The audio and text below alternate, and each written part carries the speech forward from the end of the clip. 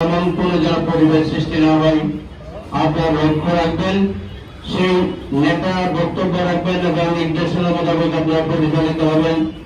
আমি আমার পক্ষ থেকে আপনাদেরকে বলব, দীর্ঘ সংগ্রামের মধ্য দিয়ে বাংলাদেশের 5ই আগস্টের অর্জন, যে অর্জন আপনারা 17 বছর আন্দোলন সংগ্রামের মধ্য দিয়ে পেয়েছেন, এর মধ্যে আপনারা দেখেছেন ফখরুদ্দিন মঈনুদ্দিন নির্যাতন 2 বছরের শাসনামল, যার পরিপ্রেক্ষিতে তারা ওই দুঃশাসনকে বৈধতা দেওয়ার জন্য দেশনেত্রী বেগম খালেদা জিয়ার কাছে ধর্ণা দিয়েছিলেন। তা বলেছিলেন, আপনাকে ক্ষমতায় বসাবো, আপনারা শুধু আমাদের অপকর্মগুলো রাখবেন। দেশনেত্রী বেগম খালেদা জিয়া তাদের দিকে আঙ্গুল তুলে সেদিন বলেছিল, দেশের প্রচলিত আইন অনুযায়ী যা হবার হবে, নির্বাচন হবে দেশের প্রচলিত নিয়ম অনুযায়ী, ওখানে আমি ক্ষমতায় আসবো, না আসলে আসার কোন দরকার নেই।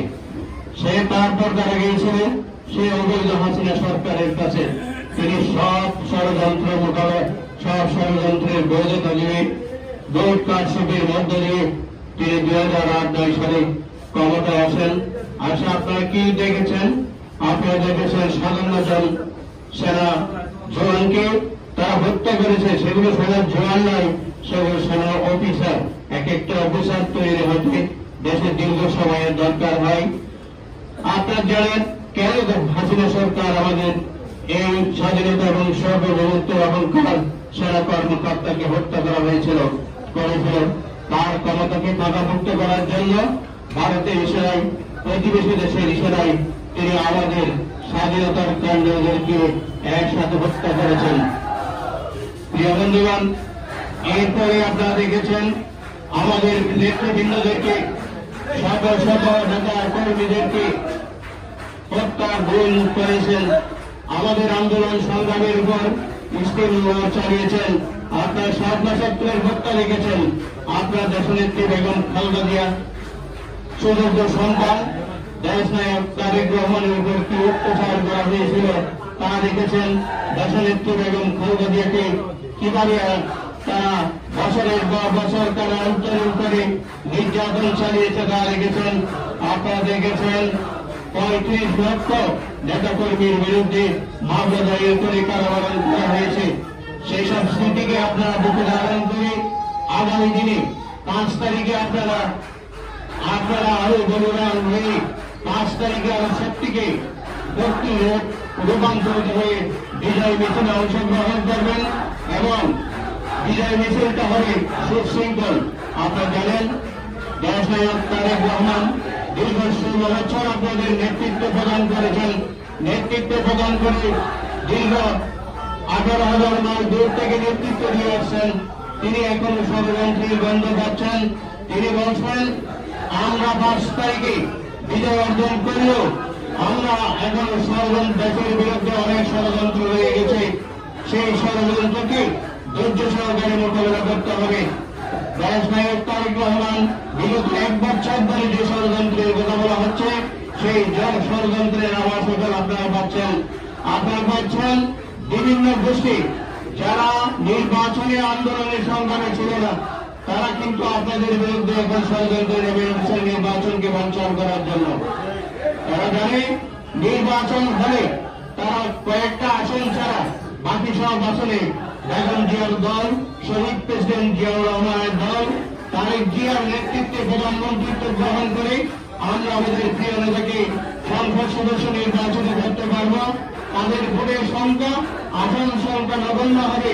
সে আশায় তারা সেই কারণে তারা নির্বাচনের বিরুদ্ধে ষড়যন্ত্র করতে চায়।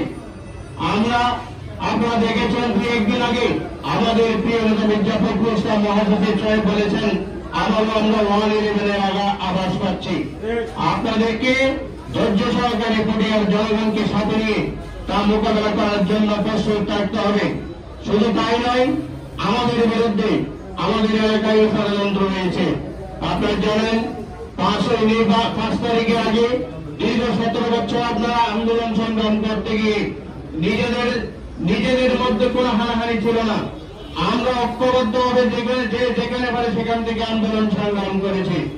কিন্তু আজকে যারা আমাদের প্রতিদ্বন্দ্বী হিসাবে দাঁড়িয়েছে, তারা 5 তারিখ 17 বছর আন্দোলনে বিএনপির আন্দোলন সংগ্রামের সাথে তো ছিলই না, বরঞ্চ তারা আওয়ামী লীগের দোষর হিসেবে কাজ করেছে। আওয়ামী লীগের দোষর হিসেবে কাজ করে আমাদের নেতৃবৃন্দকে জেল কাটিয়েছে, আমাদের ঘরে ঘরে পুলিশ দিয়ে অত্যাচার চালিয়েছে। সেগুলোও ছিল আমাদের লোক। আমাদের আওয়ামী লীগের সাথে একাত্মতা ঘোষণা করে তারা অন্যায় অত্যাচার চালিয়েছিল এবং তারা এখন আমাদের বিরুদ্ধে লেগেছে। পদ পেয়েছেন বড় কথা নাই, বিএনপির নেতা সাজতে পারেন নাই, তো দুর্দিন নেতা তো দূরের কথা, একজন বিএনপির সাধারণ কর্মীও আপনারা সাজতে পারেন নাই। আপনারা ব্যানার করতে যান শহীদ তারেক রহমানের নিচে, তারেক রহমানকে নিচে দিয়ে আপনাদের নেতাকে উপরে রেখে আপনারা যে ব্যানার সাজান, অথচ এটা দিয়ে প্রমাণ করেন আপনাদের আন্দোলন সংগ্রামের কোন অভিজ্ঞতা নাই।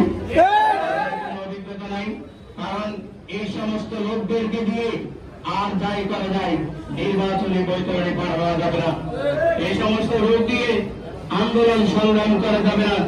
এই সমস্ত লোক দিয়ে দেশের স্বাধীনতা এবং সার্বভৌমত্ব রক্ষা করা যাবে না। আমাদের এখন সামনে হয়তো কয়েকদিনের মধ্যে নির্বাচনের তারিখ ঘোষণা করবেন। প্রিয় বন্ধুগণ, আপনারা বসে আছেন, আপনারা আছেন আজকে যুবদল, কালকে যুবদল বিএনপি সবার সাথে একসাথে বৈঠক করবে প্রিয় নেতা আলফা সালাম কেরাম ভাইয়ের সাথে। সেই প্রস্তুতি সবাই আরো দিক নির্দেশনা আসবেন। আজকে যুবদলকে প্রিয় নেতা আলফা সালাম কেরাম ভাই দিক নির্দেশনা দিবেন। আপনাদের প্রতি আমার অনুরোধ, আপনাদের মিছিল করবেন, প্রত্যেকটা মিছিল আমাদেরকে সুশৃঙ্খল হতে হবে। আমাদের বিরুদ্ধে ষড়যন্ত্র বিদ্যমান, আমাদের বিরুদ্ধে এখনো ষড়যন্ত্র বিদ্যমান। তাই আপনাদেরকে জানাবো 5 তারিখ যে বিজয় র্যালি আপনারা করতে যাবেন, সামনের সারিতে আপনারাও যারা আছেন যান, তাদেরকেও আমরা উৎসাহী বলবো। তাদেরকে বলবো স্বৈরাচারের দোষর না হয়। তারা নেতার আগে কিভাবে কর্মী দিতে পারে? নেতার আগে কর্মী কোন অবস্থায় যেতে পারবে না। মিছিলের অগ্রগতি নেতৃত্ববৃন্দ থাকবেন, আপনার পাশে থাকবেন, না হয় পিছনে থাকবেন। যারা গন্ডগোল করে তারাই হচ্ছে গন্ডগোল সন্দেশ দিক থেকে হয়। যারা অনেক দূরে থাকেন সেজন্য আপনাদেরকে নির্দেশনা দেওয়ার কোন সম্ভাবনা থাকে না। তাই প্রিয়তা এই ব্যাপারে আপনাদেরকে বলবেন, আগামী যে ডিসেম্বরে হোক, এপ্রিলে হোক, যে নির্বাচন হবে সেই নির্বাচনে আমাদেরকে পার হতে হবে প্রিয় নেতা হাসান আলম কেরাম ভাইয়ের নেতৃত্বে থেকে, এবং তাহার নির্দেশ মোতাবেক কাজ করে আগামী সংসদ যেন বাংলাদেশ জাতীয়তাবাদী দলের সংসদ হয়। সেই সংসদের নেতা হবে তারেক রহমান এবং সেই সংসদে পরিবার প্রতিনিধি হবে আলফা সালাম কেরাম ভাই।